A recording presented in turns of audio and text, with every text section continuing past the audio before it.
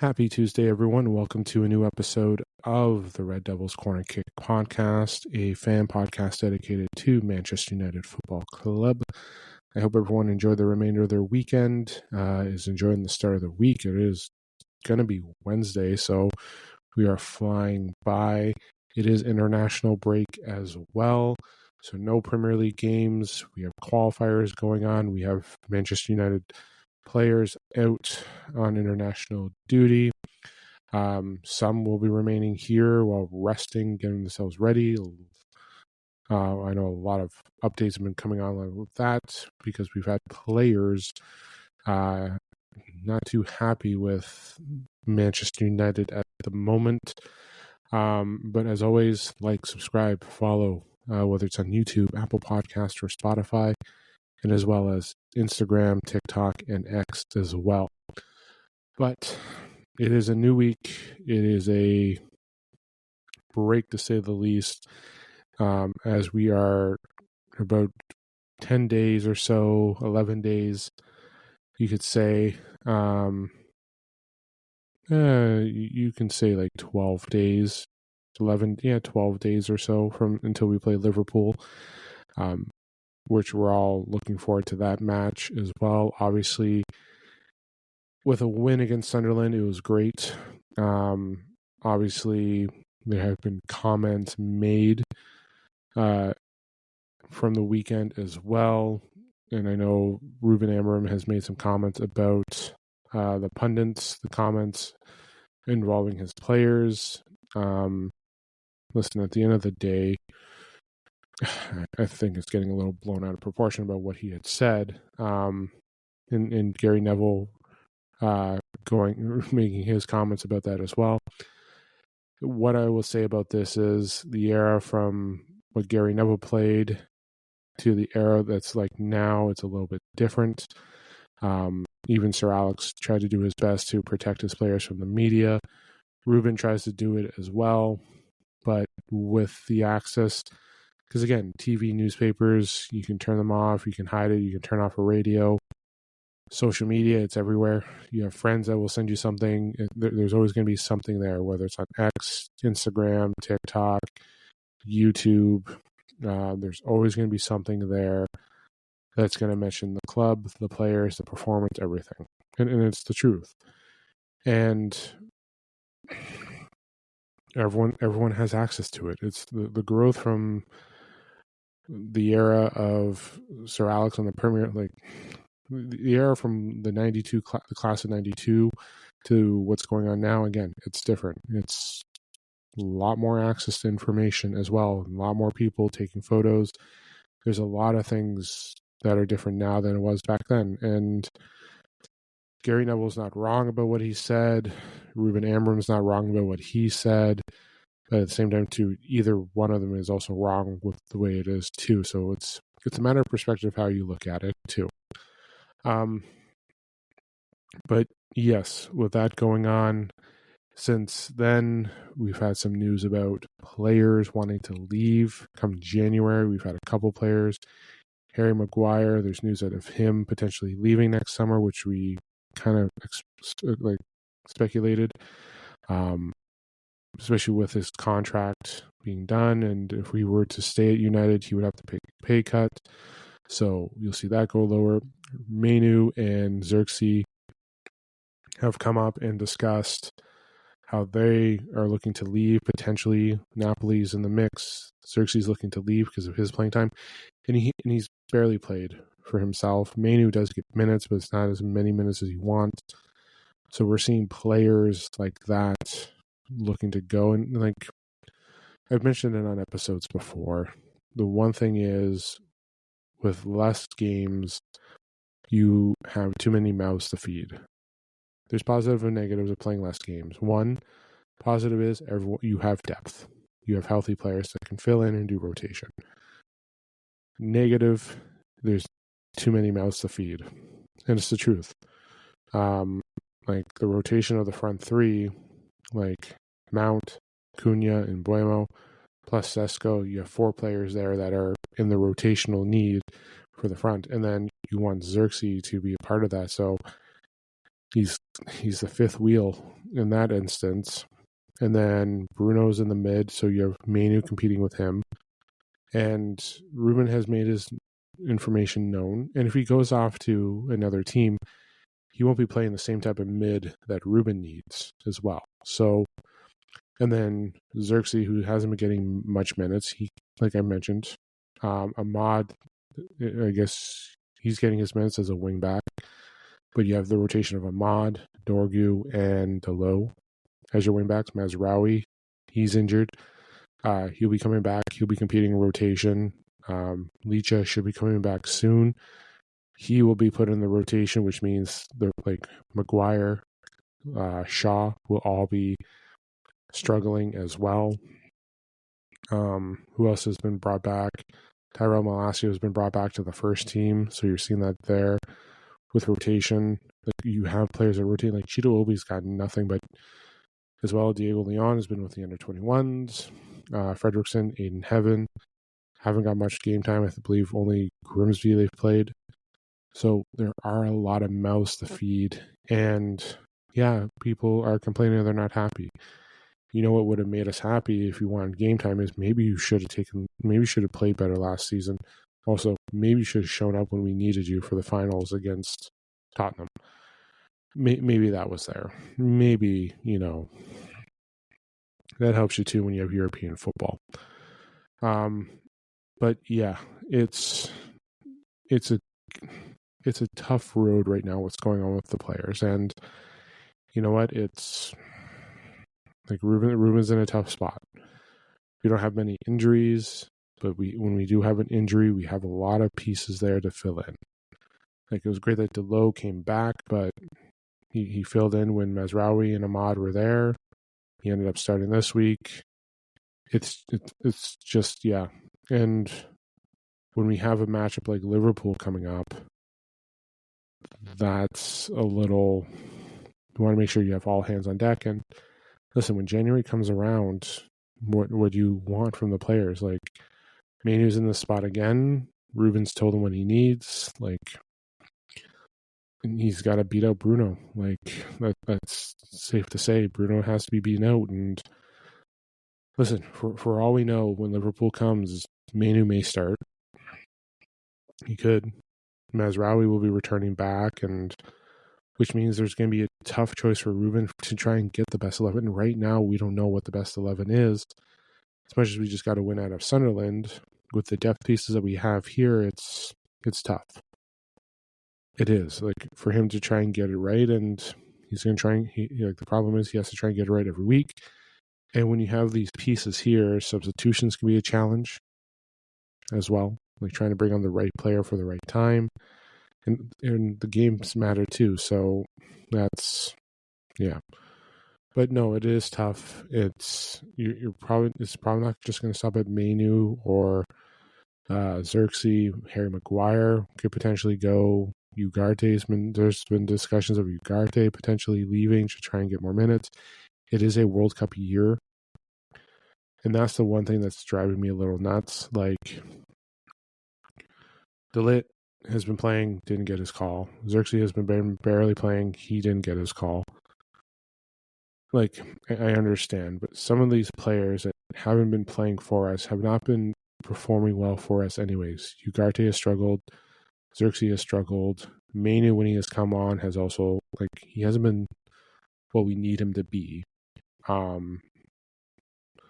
So we're seeing that there. And again, their main focus is to try and get back into the squad for the World Cup. That's what it is. Their main focus isn't about Manchester United and what's going on. Their main focus is it's getting to their national team for the World Cup. And I understand pride, playing for your nation. It's a great honor to do it. But at the same time, too, right now, we're paying you to be on this team. We have games that we need to win, and you want to go off, get minutes, and basically part of it is because it's a World Cup year, so you can try and get on and play in the World Cup. That's what it is. Some of it's minutes. Some of it is I need minutes so I can look good and get coaches notice, managers to notice me so I can be on my national team. There's no point of hiding that. Like we're seeing that there. It's yeah. There is always a great honor playing for your country. I'm not going to take that away, but at the same time, too, the reason why you're motivated to leave is not because of yes, it's kind of because you're not getting minutes. It's because you're not getting minutes enough, and you want to be playing for your national team. But to be fair, like of all the England players that we have on our team, Harry Moss, I know is on loan. I know he's under the under 21s, I believe. But Shaw, Maguire, who else is there? Yeah, Shaw, Maguire. They weren't called up for the England team. Manu wasn't called up. De Ligt wasn't called up for the Dutch team, despite him playing as much. Who else is there? Dorgu's out. He will be starting for his team. Rasmus, as much as he's on loan with us, he'll be starting for Denmark. Bruno, Diego are out with Portugal. Sesko's out with Slovenia. Casemiro and Cunha are out there too. Who am I thinking of? Onana and Mbuemo are out for theirs as well. So we have players out. I had to think about who our goalkeeper was that we had on loan. No offense, like I do. So my apologies.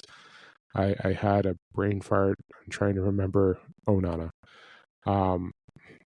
It happens sometimes when you forget the name. But yeah, they're all out on their international break. So, and I get it. Minutes are important. Fitness, getting there, but it's yeah. Right now, we're not in European football. And yes, and like I said, this was going to be an advantage, also a disadvantage as well. And you can always listen to your manager, fight, try to get in, take another person's spot.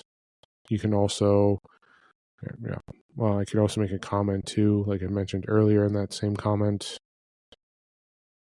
If you had shown up, played well last year, and it wasn't just Ruben, for the way we played with Ten Hag at the beginning of the season, you can talk about Rude as much as you want.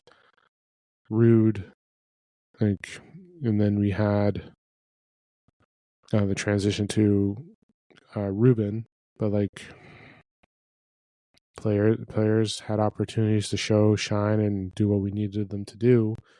We had an opportunity to be in Europe, but we had a squad of 11 just decide not to show up for the final. That's the truth.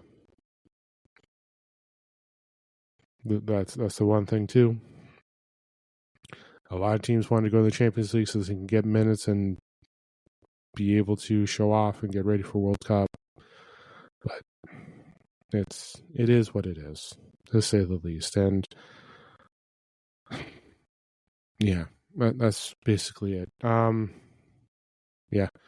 Well, that's the episode. No, that's not just it. But yeah, I forgot Marcus Rashford's out on too, as much as he's on loan with us. But I do feel for some of the players not getting their minutes in. But it's tough. It really is, and we really need to. Like, I want everyone to be there. I don't want anyone to go. At the end of the day, it's a decision between the club and the player, and I'm trying to push. But, like we had Cunha and Mount out for a game. Xerxes did get some minutes. That game was not the best.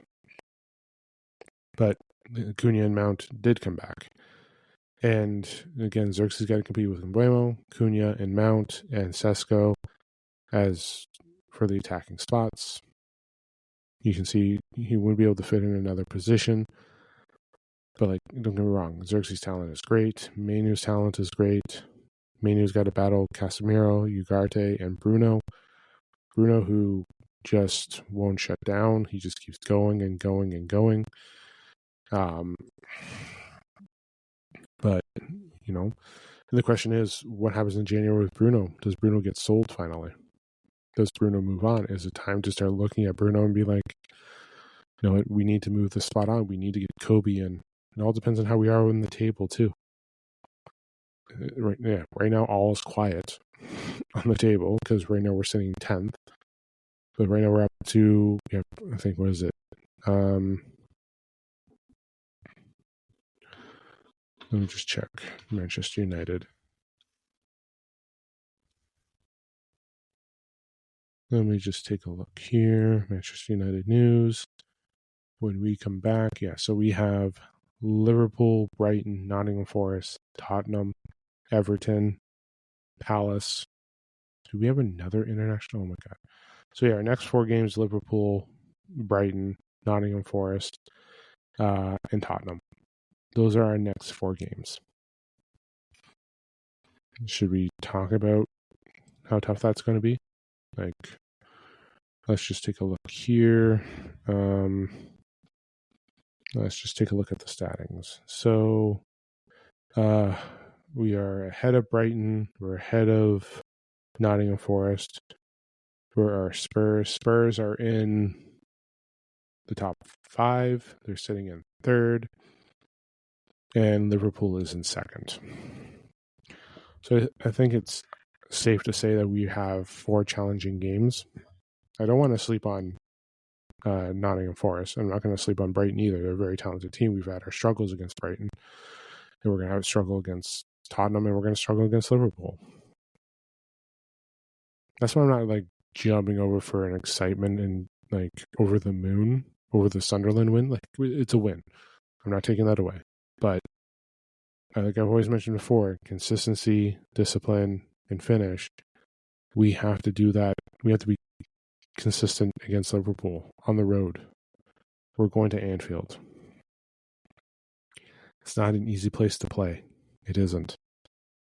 Traveling on the road, again, I believe, from what I remember, so let me get back to the schedule. Why did my whole schedule just change away? Just run away, my schedule. Oh, I don't know why I'm going backwards. Sometimes when you're scrolling and you have the schedule, it just doesn't want to cooperate. All right, here we are. Nope, I went a little too far. We're Anfield. We're Anfield and Brighton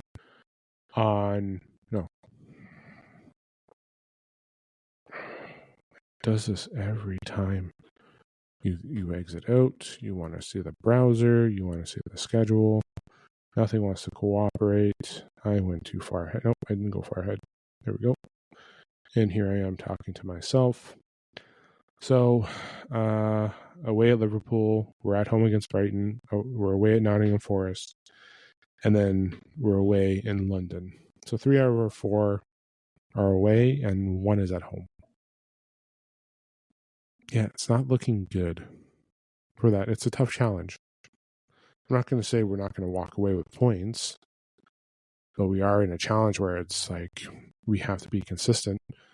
We can't show up for Liverpool and then not show up for Brighton. We can't not show up to Liverpool and then show up to Brighton and Forest and top. We're facing top teams. Again, like I mentioned, Tottenham, Liverpool are in the top 5 for the standings. Brighton, Nottingham Forest, yes, we're ahead of them, but that doesn't mean anything unless we don't show up. And then after that, we're facing Everton, Palace, Wolves, Bournemouth. I almost said Man United. So we're facing challenging teams for the next 4 games. And it's great that we beat Sunderland, but we beat Burnley before our last international break and came out losing 3-0 to Man City. So what do? Can we be consistent? Can we show? As much as the news has been coming out about the players backing them, it's not the system. Players are there. The board has talked about, hey, we're here. Wilcox and Barada, here we are. So it's we're looking at here. And as much as everyone's talking about the Ruben thing and all that stuff, listen, I'm not going to get into the whole media agenda thing, because I know I saw the same thing that Liverpool fans were saying about Arne Slot. We saw the same thing with Barcelona on the weekend. We saw comments of other managers, like Ange is potentially being sacked. He was just brought on. He could be sacked. And the news is saying, well, you can't judge a player after the first 7 games. But yeah, no, I can say the comment, yes, Man United managers are different. Man United are different. We can't judge what's going on. It's the system. It's not. You have to change the players. The manager's too stubborn. He's got to go. Like, you got to play to, like, I'm not going to get sucked into that. Just, they're always going to have something to say. And you can like it or not. You can say it's agenda or not. What else is new? It's the same old story. It's a song that never ends. It's been the common saying here. So, but yeah. But no, it's like the media needs something to talk about. I need something to talk about. I had to bring this up. Like, everyone's going to talk about it. It's always going to be there. It's just the way things are. There's nothing, again, if there was nothing, like, how do I word this? The media is doing their job by talking about it. They're going to have a script. They're going to have agenda. They're going to be like, here, just like what I do with my episodes. All right, I'm going to talk about this tonight. I'm going to look at this. I'm going to bring up that. The same thing. It's not that it's scripted. It's just, these are your points for tonight. This is what you're going to discuss. This is what we want to cover. You know, it's the same old story. It's nothing new. It's just, and people always want to talk about Man United. It's, like I said, as much as we're one of the biggest clubs in the world, we are the biggest club commercially. We're always going to get mentioned somehow.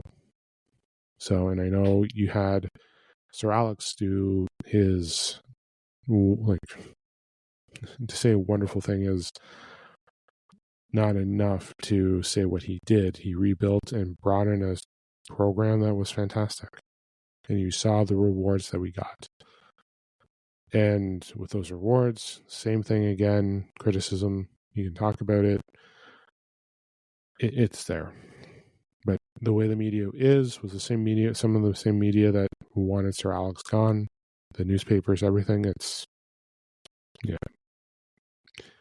all sports are media driven. It's not just here. It's not just in England. It's the same in North America, Canada, US, Mexico, like everywhere when it comes to sports. Everything media driven when you're talking about clubs. Like South America, like you see it all over the world. It's just not one spot. It's the whole world. Every media outlet has always something to discuss. You see it all the time. So, but, okay, let's not make this so depressing of an episode. I don't want to try and make it sad, but let's talk about something positive.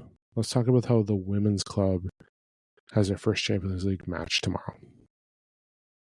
I mentioned on the episode, I think was the last 3 episodes or 2 episodes ago, I talked about their schedule.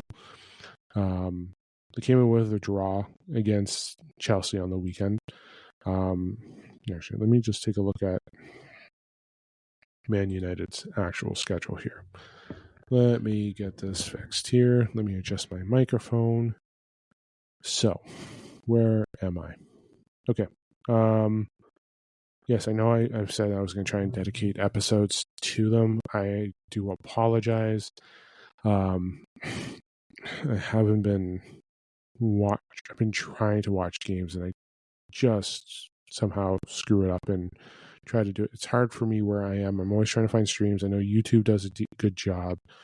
So some of those streams will be there on YouTube, but not always. And the Man U TV app does good things too. There is a watch along for the women's game tomorrow, so I am looking forward to it. But the women have been playing. The women have been playing very well this season. to say the least. They've had their qualifications for Champions League. They got through that. I did discuss them winning against Brand 3-0, and also being the London City Lionesses 5-1. But yes, they've been pretty. I think they've been pretty good, just a little good, I would say the least. Yeah. But yeah, recently, the last couple games, drew against Arsenal, a win against Liverpool, a draw against Chelsea, and then tomorrow again playing against a Norwegian team called Valerenga. So that's their first match of 6. So they have Atletico Madrid. They're playing PSG, Wolfsburg, Lyon, Juventus. So we have, that's going to be exciting. And yeah, especially with last year Lyon's men's team versus the men's squad matches in Europa for Lyon and Man United. Now you have the women's teams going at it for Champions League. Will be exciting. There'll be some, I won't say tempers flare, but there's definitely a matchup to watch, I would say. You can, I would say, that's a matchup that I'm looking forward to watching, but that's not until December. But yeah, but no, I'm looking forward to it. I really need to. I will be getting more into. I'm not sure how should I word this. I will be doing episodes towards the women's squad. I will be. I'm always going to give them shout outs on episodes because they're playing very well. They had a good season. I was going to the Arsenal match in 2024 when they were winning the FA Cup final. I was at that 1-0 loss at Old Trafford. If you remember, Casemiro not playing defender when he's a midfielder, and then Arsenal getting a goal when it should have been offside, but obviously that didn't happen. And then, what was the final score that wins? That was against Tottenham. Yes, it was against Tottenham. I'm just going to get my notes up here.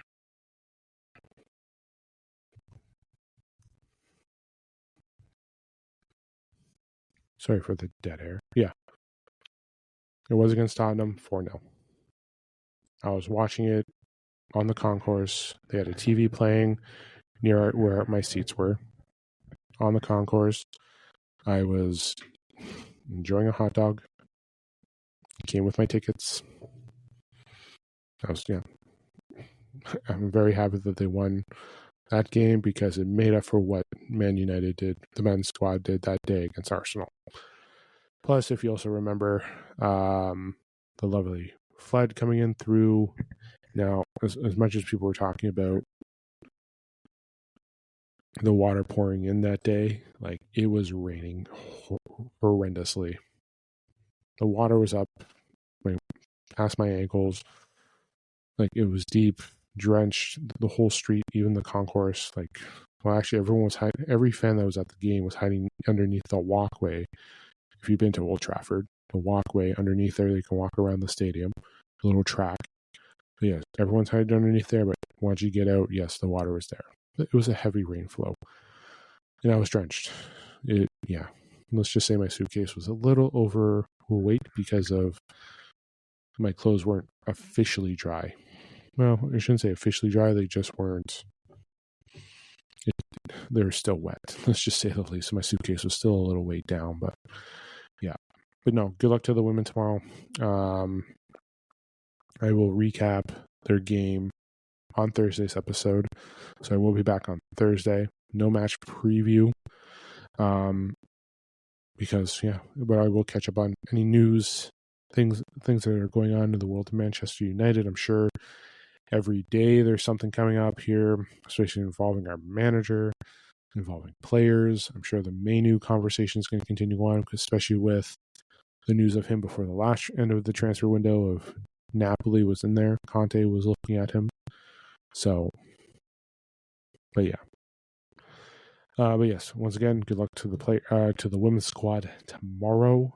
Good luck to them in this Champions League season as well. And then after that, let me just see their schedule next. No, what did I just do? Every time I click something, okay, go back to full match schedule. Just a lovely day. Oh my god, that's yeah. So there we go. Full schedule. There we go. So yes, Champions League then Sunday, 7 a.m. against Everton, and then next week they're playing Atletico, and then they're playing Brighton as well. Are they playing Brighton the same week? When did we play Brighton?